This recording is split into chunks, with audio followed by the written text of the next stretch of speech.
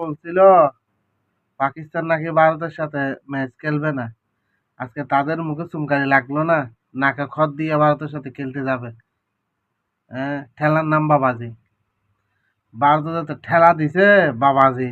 হ্যাঁ, এখন তো এখন তোমাদের বা পাকিস্তান কেন কাঁপতেছে? হ্যাঁ, এটা জানে। হ্যাঁ, যদি ভারতের সাথে ম্যাচ না খেলে বিকেট তালা নিয়ে সারা বিশ্ব ঘুরতে হইব। শাহবাজ শরীফকে এটাও জানে।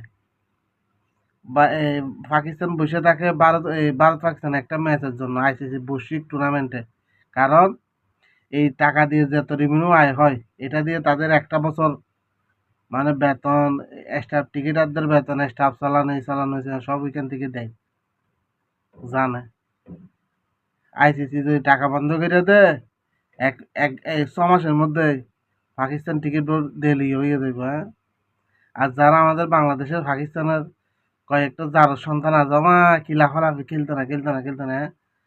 হ্যাঁ, বাংলাদেশে তো তোরা বরবাদ করে দিছ। এই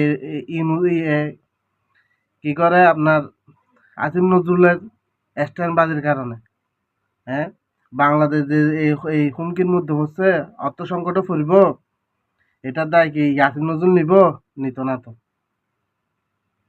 দেখছস না এখন বাংলাদেশে তো কি খরব আসে দেখ। আমরা তো কথাগুলো বলে আমাদের তো তোরা ফেসিবাদের দালাল করবি, ভারতের দালাল করবি। হ্যাঁ, তোরা এই বিগত 17 মাস ধরে যত লুটপাট করছে এটা নিয়ে তোরা কথা কস না। এটা নিয়ে তোরা কথা কস না। আজকে পাকিস্তান দেখছিস না নাকে খত দিয়া তো বাকাইয়া ভারতের সাথে ম্যাচ খেলতে গেছে যে তো বা নাকে খত দিয়া। তোদের মুখটা কোথায় রইল? হ্যাঁ, তোদের বা পাকিস্তান তোদের মুখটা কোথায় রাখলো? তাই আমাদের বল। আমরা তো শুরুতেই বলেছি এটা পাকিস্তানের স্ট্যান্ড বাজে। এটা পাকিস্তানের স্ট্যান্ড বাজে। এটা আসলে বাংলাদেশকে সমর্থন করতেছে না। এটা পাকিস্তানের একটা স্বার্থ। ভারতের গাট্টা যে কোনো ভারতের গাট্টা তুললে পাকিস্তান মানে একটু ইয়ে করে আরে মানে ফাট লয়ে এলে আরে এই অবস্থা। তোরা তো আমার কথা শুনেন না, দেখছিস না কি অবস্থা হয়েছে?